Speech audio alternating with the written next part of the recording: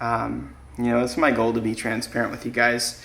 I know this is like a really fast, you know, really things change really quickly.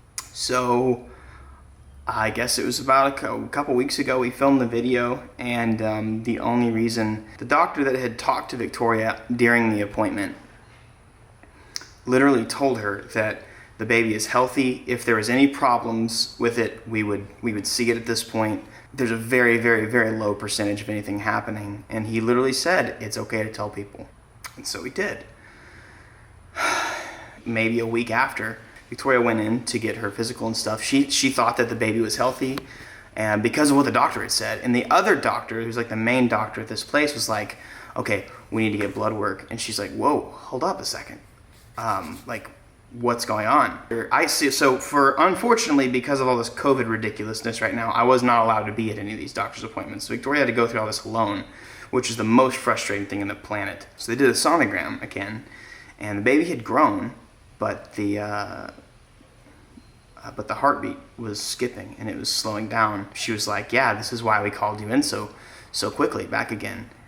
And Victoria and I both were like so caught off guard, because you guys literally, your other doctor just told us less than a week ago, he was like, your baby's great health, tell people, enjoy, congratulations. And then all of a sudden, now we're back here, and you're telling us her baby's having heartbeat issues. So Victoria gets blood work done twice to measure her 2 different levels. And we just got the...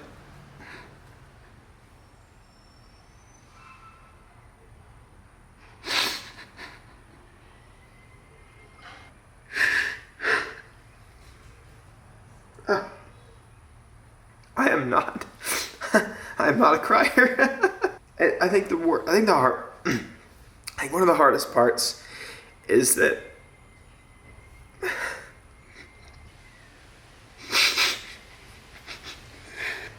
okay.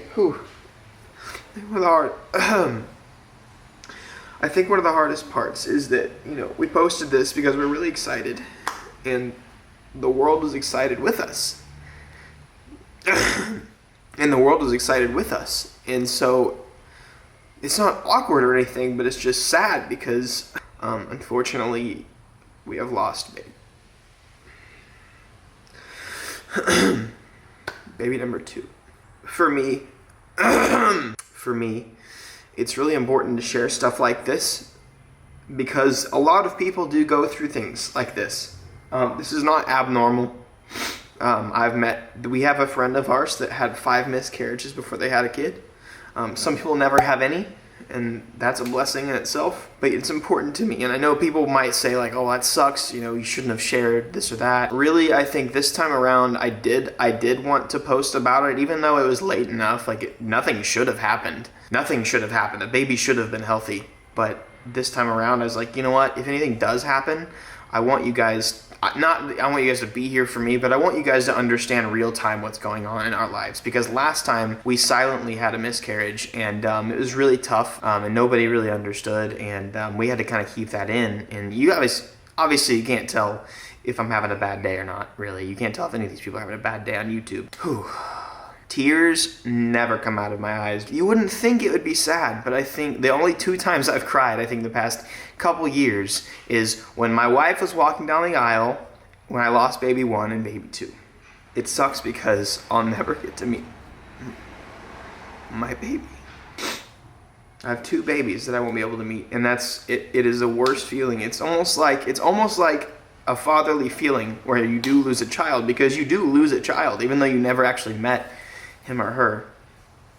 But I didn't want Victoria in this because it's not even my body that's going through this, and she is way more emotional than me. And I also did not want her to be in the same room as me when I started crying, because that's a recipe for disaster. I wanted to share this with you guys. It's incredibly vulnerable for me to be doing this and say stuff like this, but it's important for me to share the things that have happened in my life in order to possibly help somebody, potentially help somebody that might go through the same thing or has gone through or could possibly go through. It's not easy. It's really discouraging, and it sucks. But fortunately, I think the bright side is we can get pregnant, and we're gonna keep trying. I got this tattooed on my arm for a reason. This says persevere in Hebrew.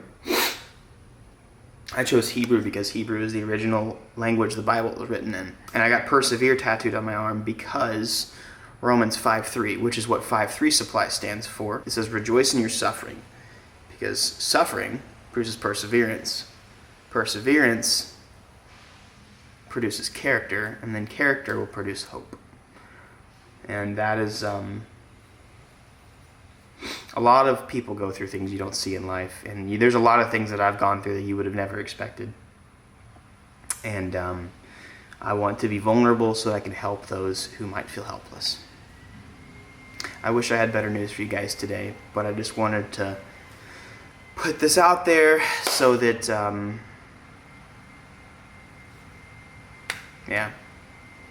we're going to try again, and you better believe I'll be a daddy someday. You guys have an amazing day.